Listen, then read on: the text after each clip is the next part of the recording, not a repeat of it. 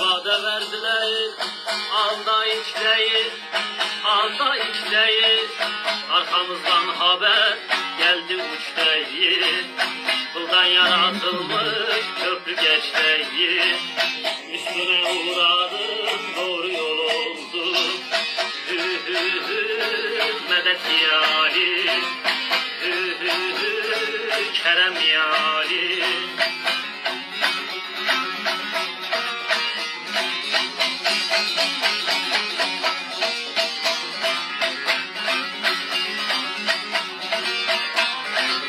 Bir kapı açıldı, içeri vardım.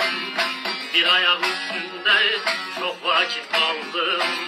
Hak nizam terazisini ben orada gördüm.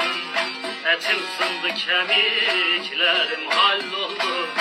Hü hü hü, medet yâli, hü hü hü, yetiş yâli.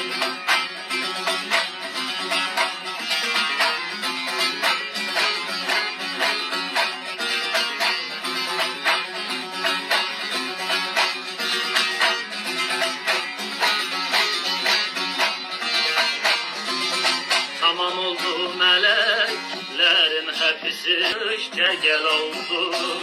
Hü hü hü, canan